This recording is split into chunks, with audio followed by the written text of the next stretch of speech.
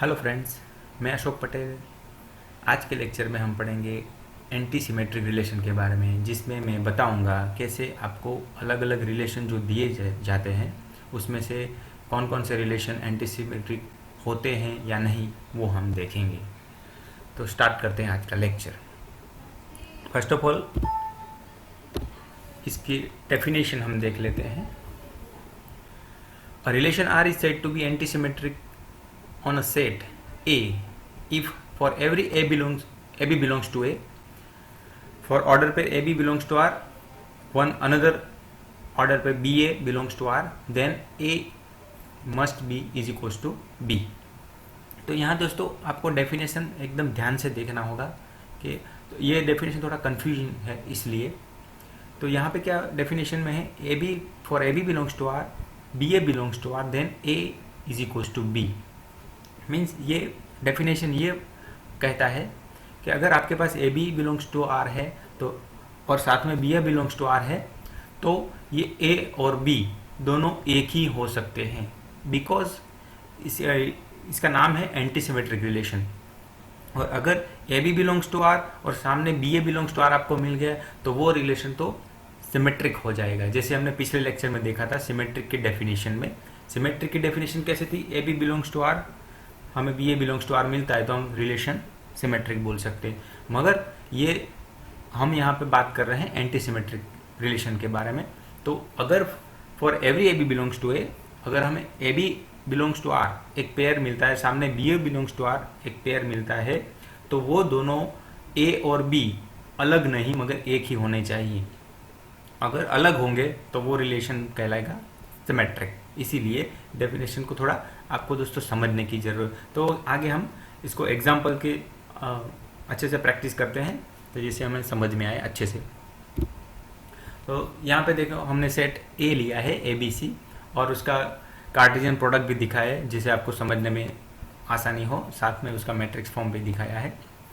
तो first of all first हमने जो रिलेशन डिफाइन किया है फाई, उसको देख लेते हैं। तो दोस्तों यहाँ पे भी आपको अच्छे से समझना होगा कि हमारा डेफिनेशन एंटी सिमेट्री का क्या बोलता है। For A B belongs to R, हमें कोई बी ए ऐसा पेयर मिलना चाहिए, ऑर्डर पेयर, तो हम ए इज इक्वल टू बी ऐसा बोल सकते हैं। मगर यहाँ पे हम देख पा रहे हैं फर्स्ट रिलेशन R1 में कि कोई पेयर ही हमें नहीं मिल रही। जब कोई पेयर ही हमें मिल नहीं रही तो उसको आगे चेक करने की कोई ज़रूरत नहीं है। दोस्तों फिर से बात एक दिमाग में बिठा लीजिए, जब कोई पेयर ही हमारे पास, जैसे कि हमारा डेफिनेशन है एंटी सिमेट्री का, for A B belongs to R, B A belongs to R हमें मिलना चाहिए और ए और बी इक्वल होगा। मगर यहाँ पे तो कोई पेयर, सिंगल पेयर भी नहीं मिले तो आगे की बात तो दूर है।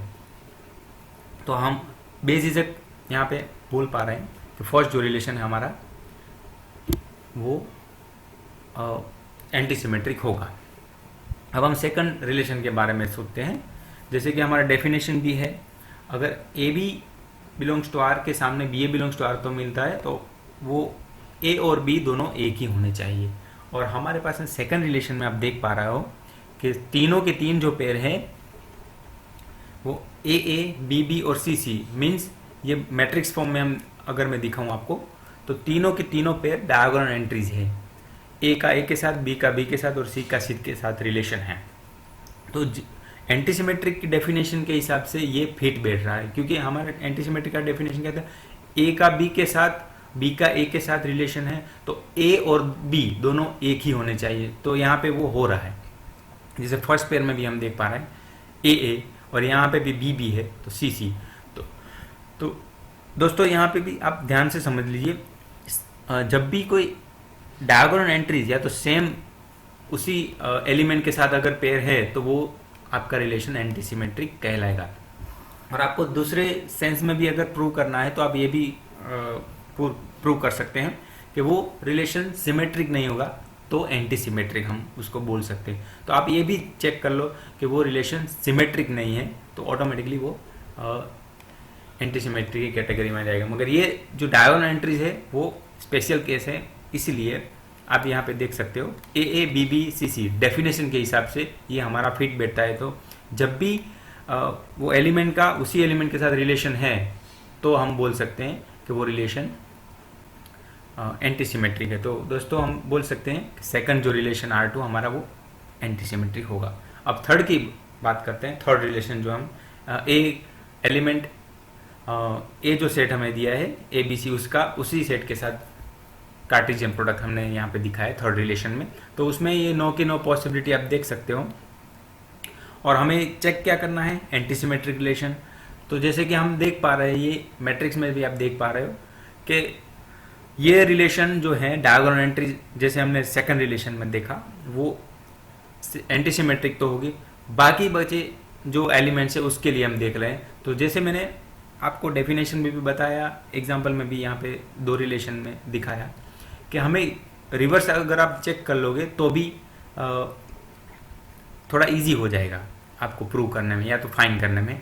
तो यहाँ पे एक भी पेयर आपको अगर ऐसी मिलती है जो सिमेट्रिक है, तो डेफिनेटली आप बोल सकते हो कि ये रिलेशन एंटी सिमेट्रिक है। तो हम यहाँ पे ए क्रॉस ए में कोई भी एक पेयर ऐसी आप फाइंड कर लो जो सिमेट्रिक है, तो हम बेझिझक कैसे बोल पाएंगे कि ये जो थर्ड रिलेशन है वो एंटी सिमेट्रिक नहीं है।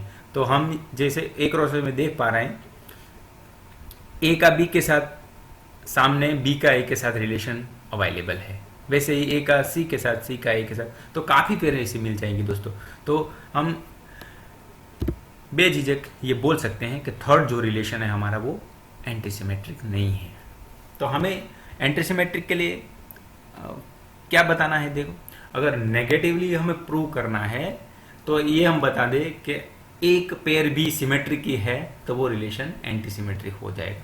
जैसे हमने ये थर्ड रिलेशन में दिखा दिया कि हमें काफ़ी, एक नहीं यहाँ पे तो काफ़ी पेयर हमें मिल रही हैं, एटलीस्ट 3 तो मिल ही रही हैं, ए का बी के बी के ए के साथ, ए का सी और सामने सी। तो दोस्तों ये रिलेशन सिमेट्रिक हो गया। सिमेट्रिक होगा मतलब एंटी सिमेट्रिक नहीं होगा। तो ये भी आप इजीली पता लगा सकते। फोर्थ रिलेशन के बारे में देखते हैं। तो यहाँ पे देखो ए का बी के साथ, तो सामने बी का ए के साथ रिलेशन है, तो ये दो पेयर में ही हमको सिमेट्रिसिटी मिल जाती है। तो ये दो पेयर तो कुछ भी हो उससे हमें मतलब नहीं, मगर फिर भी हम देख लेते हैं। ये जो लास्ट 2 ऑर्डर पेयर है वो बी बी और सी सी मीन्स वो डायगोनल एंट्रीज में से है, तो वो तो हो जाएंगी एंटी सिमेट्रिक, मगर ये फर्स्ट 2 पेयर में ही हमें सिमेट्रिसिटी मिल जाती है। तो हम उसमें भी आप बोल सकते हैं ये जो रिलेशन है फोर्थ, वो एंटी सिमेट्रिक नहीं है। तो दोस्तों आप मेरी बात आपको समझ में आ रही है। तो फिफ्थ रिलेशन अभी आप देखो, इसमें फर्स्ट जो पेयर है ए बी और सामने कुछ बी ए पेयर हमें नहीं मिल रहा है, तो ये फर्स्ट पेयर तो हमारा एंटी सिमेट्रिक हो गया।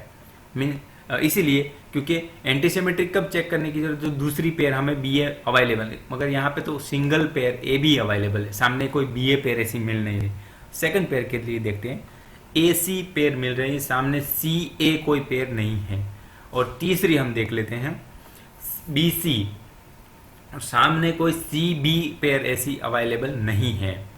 तो दोस्तों हम इसमें भी देख सकते हैं कि जो फिफ्थ रिलेशन है आपका, उसमें सिमेट्रिसिटी नहीं मिल रही। सिमेट्रिसिटी के लिए हमें दूसरी पेयर ए बी के सामने बी ए पेयर, या तो ए सी के सामने सी ए पेयर, या तो बी सी के सामने सी बी पेयर हमें मिलनी चाहिए, मगर ऐसी पेयर मिल रही है। तो ये रिलेशन सिमेट्री नहीं, तो बेझिझक हम बोल सकते हैं ये रिलेशन एंटी सिमेट्रिक है दोस्तों। तो वैसे भी आप नेगेशन से अगर प्रूव करेंगे तो भी ये इजी हो जाएगा। तो अभी हम सिक्स्थ रिलेशन देखते हैं।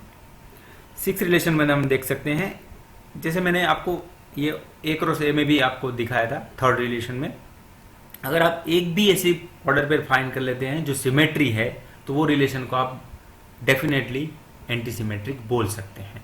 तो यहाँ पे हमें एक ही ऐसी पेयर फाइंड करनी है जो हमें मिल पा रही है। सिक्स्थ रिलेशन में अगर आप देखें तो ए का सी के साथ, सी का ए के साथ रिलेशन मिल रहा है हमें, या तो यहाँ पे रिवर्स भी आप कर सकते हैं, सी का ए के साथ, ए का सी के साथ रिलेशन मिल रहा है। तो ये हो गया सिमेट्रिक पेयर, ये दो पेयर सिमेट्रिक रिलेशन मिलता है। तो जैसे हमने बताया था, एक भी पेयर रिलेशन में अगर सिमेट्रिसिटी दिखाता है तो वो रिलेशन ऑब्वियसली एंटी सिमेट्रिक नहीं होगा। तो दोस्तों ऐसे हम यहाँ पे दिखा सकते हैं, जैसे हमने एग्जांपल लेके दिखाया है कि कोई भी रिलेशन आपको दिए हैं तो वो एंटीसिमेट्रिक है या नहीं, वो इजीली आप पता लगा सकते हो। तो दोस्तों मैं आशा करता हूँ ये लेक्चर भी आपको पसंद आया होगा। Thank you.